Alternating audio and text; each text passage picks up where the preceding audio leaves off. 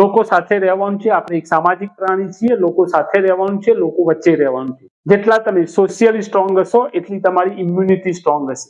હા, જેટલા સોશિયલ એટલે કે જેટલા થઈ શકો એટલા સોશિયલ બનો. એટલે સમાજમાં રહેવાનું છે, લોકો સાથે રહેવાનું છે, લોકો વચ્ચે રહેવાનું છે. હા, પણ અત્યારે તો શું બને છે, ભાઈ ભાઈ વચ્ચે ઝઘડા છે, પતિ પત્ની વચ્ચે ઝઘડા છે, દીકરા અને પિતા વચ્ચે ઝઘડાઓ ચાલે છે. કહેવાનો મતલબ કે બધા સાથે પ્રેમ ભાવથી રહો. થોડું જતું કરવું પડે તો જતું કરી નાખો.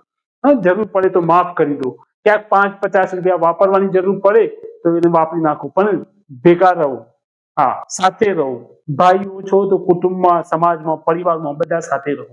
હા, જરૂર પડે તો જેમ મેં કહ્યું કે 5-50 રૂપિયા વાપરવાના પડે તો વાપરો, પણ બધા સાથે. જરૂર પડે તો લોકોને માફ કરવા પડે તો માફ કરી દો. ઘણી વાર નુકસાન થયું હોય તો નુકસાન સહન કરી લો, પણ બધા સાથે રહો. જેટલા તમે લોકોની સાથે રહેશો એટલી તમારી ઇમ્યુનિટી સ્ટ્રોંગ.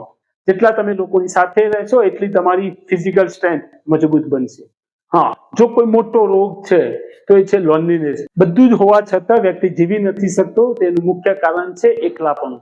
હા, લોનલીનેસ જેને કહે છે, કે જો એકલ વાયુ જીવન જો તમે જીવશો તો કદાચ બધું જ હોવા છતાં પણ તમે જીવનને જીવી નથી શકતા. હા, અને એકલતાપણાના કારણે પછી તમારી સ્લીપ પેટર્ન બદલાઈ જતી હોય છે, ઊંઘ નથી આવતી હોતી, તમારું ફૂડ તમે ડાયજેસ્ટ નથી કરી શકતા, ટોક્સિન જે રિમૂવ થવા જોઈએ પ્રોપરલી નથી થઈ શકતા, અને હાર્ટબીટ જે પ્રોપરલી સિંક્રોનાઇઝ થવા જોઈએ એ રીતે પલ્સ રેટ પણ નથી થતા. એટલે કે એકલતાપણાના કારણે ઘણી બધી શારીરિક સમસ્યાઓ સર્જાતી હોય છે. અને જો આ સમસ્યાઓમાંથી દૂર રહેવું છે, આ સમસ્યાઓથી મુક્ત રહેવું છે, તો સોશિયલ બની જાઓ. હા, બધાની સાથે રહો, બધાને માફ કરતા રહો અને બધાની વચ્ચે રહો.